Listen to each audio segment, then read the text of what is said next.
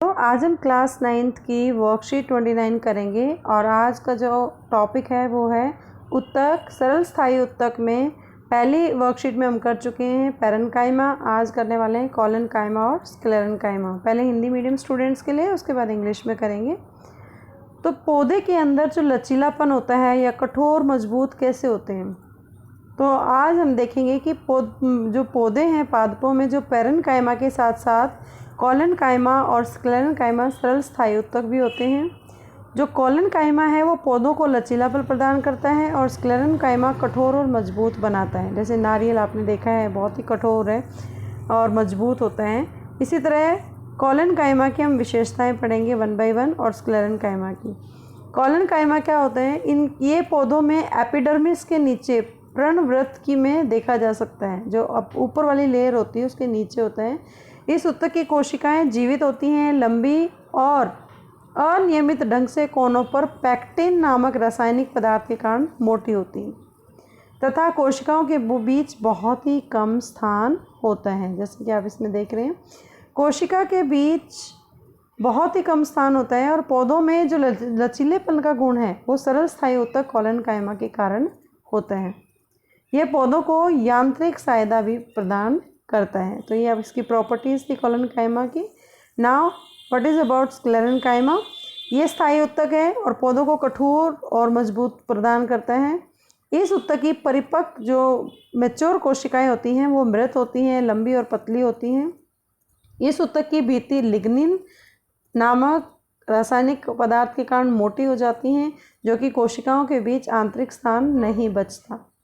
यह उत्तक तने में, संवहन मंडल के समीप, पत्तों की शिराओं में, बीजों और फलों के कठोर छिलके में उपस्थित होता है।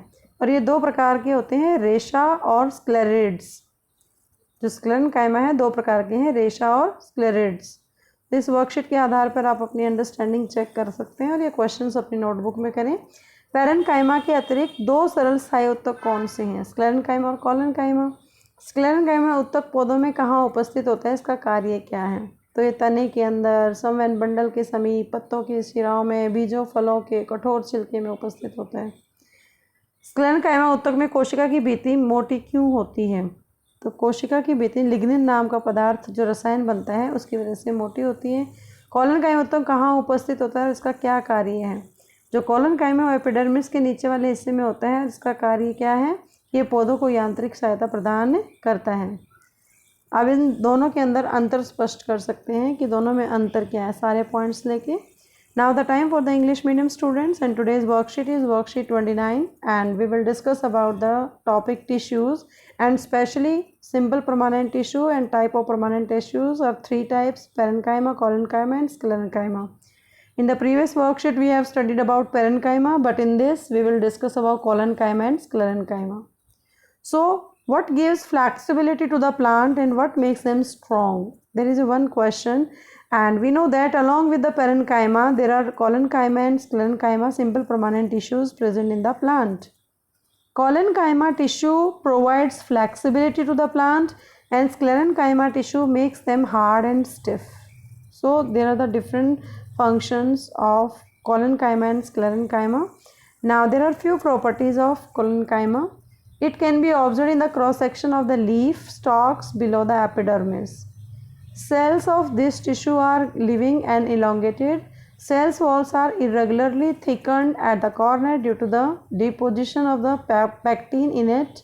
Due to this deposition there is very little inner cellular space in them. Flexibility in the plants is due to the presence of collenchyma tissue.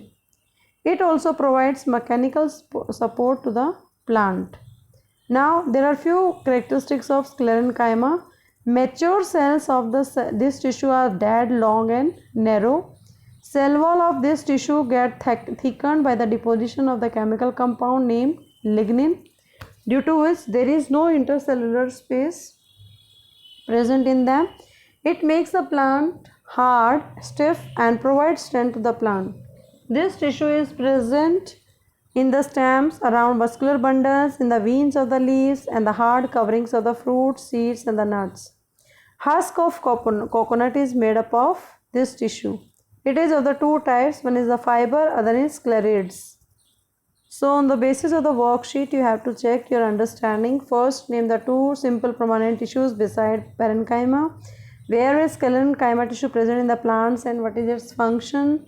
Why does cell wall of the mature sclerenchyma tissue gets thickened? Because lignin chemical is also secreted. Where is the collenchyma tissue located in the plant and what is its function? It is also given in the paragraph of collenchyma. Differentiate between collenchyma and sclerenchyma tissue. So these are the questions. You have to do these questions in your notebook. I hope you understand the concept of collenchyma and sclerenchyma. Keep watching Super Vigya. Thank you so much.